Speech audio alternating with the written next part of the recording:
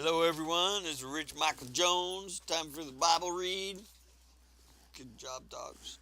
For April 25th, Judges chapter 4. After Ud's death, the Israelites again did evil in the Lord's sight.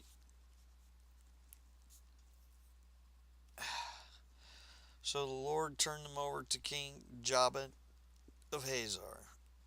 How many times are people just going to turn their back?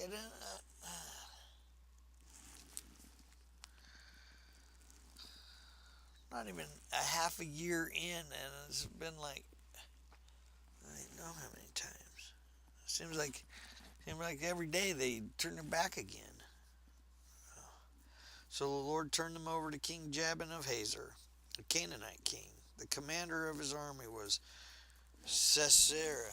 Hey, don't eat the crown, Zeus. Who lived in the Harosheth Hagolim. What are you doing? Leave it alone. Alright, give it here. Give it here. No, don't bite it. He didn't want to wear the crown.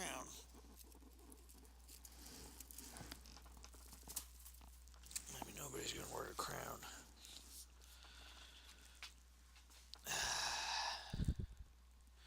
Who lived in Harosheth Hagonian. Sisera, who had 900 iron chariots, ruthlessly oppressed the Israelites for 20 years. Then the people of Israel cried out to the Lord for help. God needs to turn off his megaphone so he doesn't have to listen. Deborah, the wife of Lapdoth, was a prophet who was judging Israel at that time. She would sit under the palm of of Deborah between Ramah and Bethel in the hill country of Ephraim, and the Israelites would go to her for judgment. One day she sent for Barak, son of Abnom, who lived in the Kadesh in the land of Naphtali. She said to him, "This is what the Lord, the God of Israel, commands you. Call out 10,000 warriors from the tribes of Naphtali, Zebulun, Mount Tabor, and I will call out Sisera, commander of Jabin's army, along with his chariots and warriors, to the Kishon River. There I will give you victory over him." Barak told her, "I will go, but only if you go with me."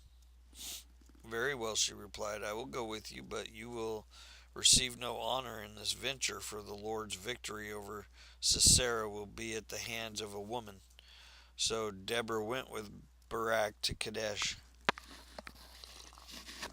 At Kadesh, Barak called together the tribes of the Zebulun and the Naphtali. 10,000 warriors went up with him. Deborah also went with him. Now Heber and the Kenite, a descendant of Moses' brother-in-law, Hobab, had moved away from the other members of the tribe and pitched his tent by the oak Zananemen near Kadesh.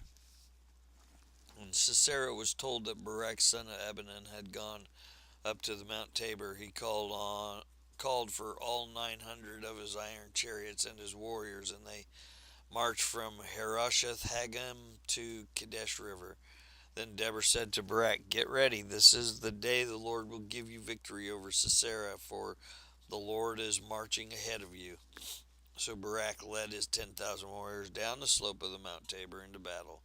Then Barak attacked the Lord, threw Sisera and all his chariots and warriors into a panic. Sisera leaped down from his chariot and escaped on foot. Then Barak chased the chariots and the enemy army all the way to Harosheth Haggim, killing all of Sisera's warriors. Not a single one was left alive. Meanwhile, Sisera ran to his tent of Jael, the wife of Heber and Kenite, because Heber's family was on friendly terms with King Jabin of Hazor. Jael went out to meet Sisera and said to him, "Come into my tent, sir. Come in, don't be afraid." So he went in her tent, and she covered him with a blanket. "Please give me some water," he said. "I am thirsty." So she gave him some milk from a leather bag and covered him again. Stand at the door of the tent, he told her. If anybody comes and asks you if there is anyone here, say no.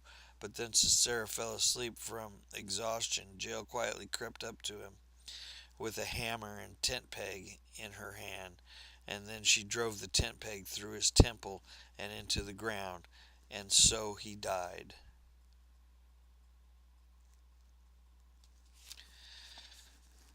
When Barak came looking for Sisera, Jael went out to meet him. She said, "Come, and I will show you the man you are looking for." So he followed her into the tent and found Sisera lying there dead with the tent peg through his temple. So on that day Israel saw God defeat Jabin and the Canaanite kings, and from that time on Israel became stronger and stronger against King Jabin until they finally destroyed him. On that day, Deborah and Barak, son of Abnom, sang this song. Israel's leaders took charge, and the people gladly followed. Praise the Lord. Listen, you kings, pay attention, you mighty rulers, for I will sing to the Lord, I will make music to the Lord, the God of Israel. Lord, when you set out from Seir and marched across the fields of Edom, the earth trembled, and the cloudy skies poured down rain. The mountains quaked in the presence of the Lord, and the God of Mount Sinai, in the presence of the Lord, the God of Israel. In the days of Shamgar, son of Anath, and in the days of Jael, people avoided the main roads, and travelers stayed on winding paths. There were few people left in the villages of Israel until Deborah arose as a mother for Israel. When Israel chose new gods, war erupted at the city gates, yet not a shield or spear could be seen. Among 40,000 warriors in Israel, my heart is with the commanders of Israel, with those who volunteered for war. Praise the Lord.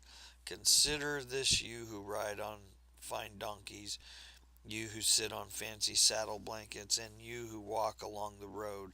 Listen to the village musicians gathered at the watering holes. They recount the righteous victories of the Lord and the victories of the villagers in Israel. Then the people of the Lord marched down to the city gates. Wake up, Deborah, wake up, wake up, wake up, and sing a song.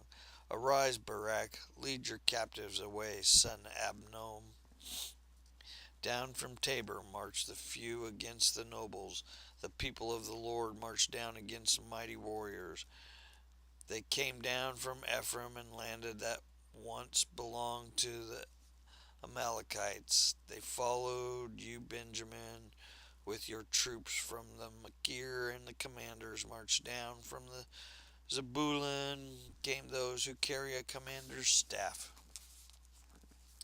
The princes of Issachar were there, Deborah of Barak and Barak. They followed Barak, rushing into the valley. But in the tribe of Reuben, where there was great indecision, why did you sit at home among the sheepfolds to hear the shepherds whistle for their flocks? Yes, in the tribe of Reuben there was great indecision. Gilead remained east on the Jordan, and why did Dan stay home? Asher sat unmoved at the seashore, remaining in his harbor, but Zebulun risked his life, as did Naphtali on the heights of the battlefield. The kings of Canaan came and fought at Tanakh near Megiddo's springs, but they carried off no silver treasures, for stars fought from heaven. The stars in the orbits fought against Sisera. The Kishon River swept them away, the ancient torrent. The Kishon march on with courage, my soul. Then the horses' hoofs hammered the ground, the galloping of Sisera's mighty steeds. Let the people of Meroz be cursed, said the angels of the Lord. Let them be utterly cursed, because they did not come to help the Lord against the mighty warriors. Most blessed among women is Jael, the wife of Heber the Kenite. May she be blessed above all women who live in tents. Sisera asked for water, and she gave him milk in a bowl fit for nobles. She brought him yogurt when, with her left hand, she reached for a tent peg, and with her right hand for the workman's hammer. She struck Sisera with the hammer, crushing his head with a shattering blow. She pierced his temple. He sank, he fell. He lay still at her feet, and where he sank, there he died. From the widow Sisera's mother looked out. Through the window she watched for his return, saying, "Why is his chariot so long in coming? Why don't we hear the sound of chariot wheels?" Her wise woman answer, and she repeats these words to herself. They must be dividing the captured plunder, with a woman or two for every man. There will be colorful robes for Sisera, and colorful embroidered robes for me. Yes, the plunder will indicate colorful robes of embroidered on both sides. Lord, may all your enemies die like Sisera, but may those who love you rise like the sun in all its power. Then there was peace in the land for 40 years.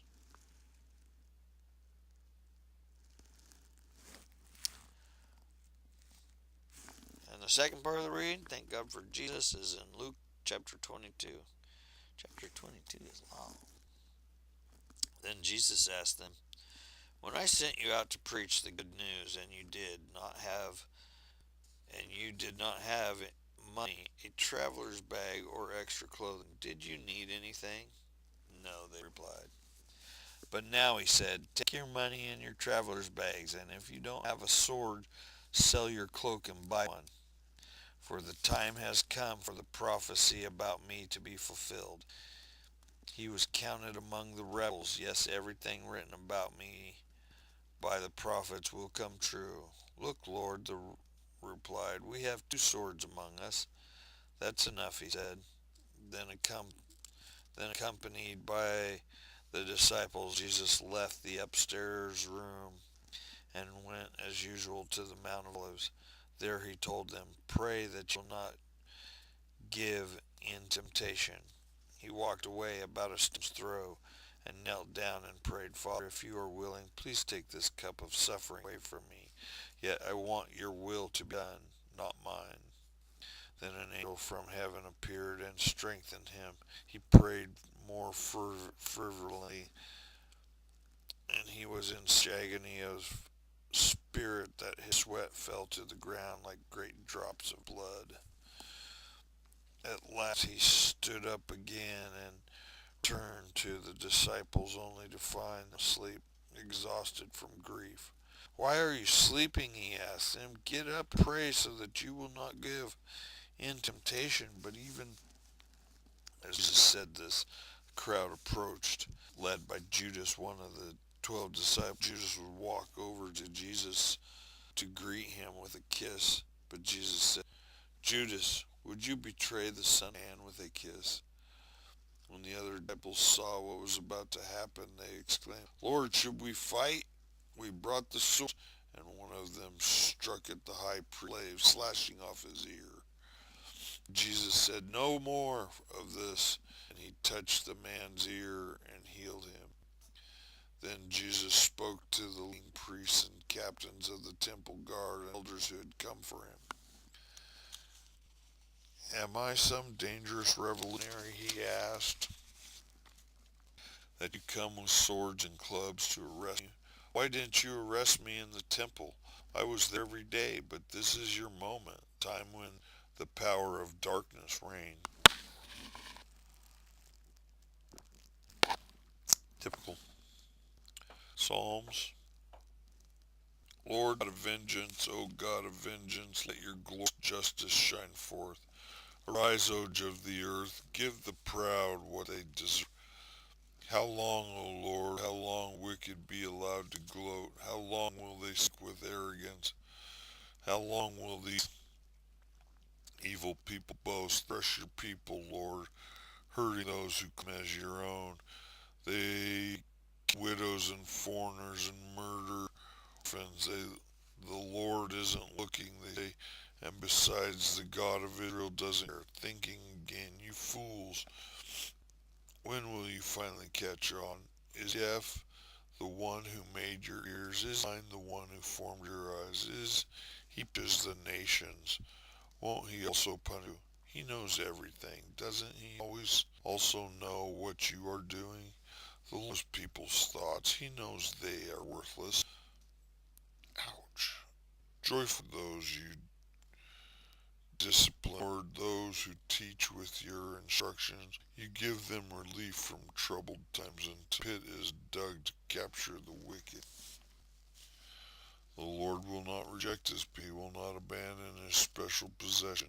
Judgment will again be found on justice, and those with virtuous hearts will pursue. Who will protect me from wicked? Who will stand up for me against evildoers? Unless the Lord had helped me, I would have settled in the silence of the grave. I crammed slipping, but your unfailing love supported me. When doubts find your comfort gave me renewed hope and cheer. Can unjust leaders claim that God side? Leaders who decree permits, they gang up against the righteous, him the innocent to death. But is my fortress, my God is my mighty rock hide. God will turn the sins of evil back on them. He will destroy their sins. The Lord our God will destroy. Proverbs. Fool's proud talk becomes a rod them, but the words of the wise safe. Without oxen, a stable stays clean. A strong ox for a large harvest. True and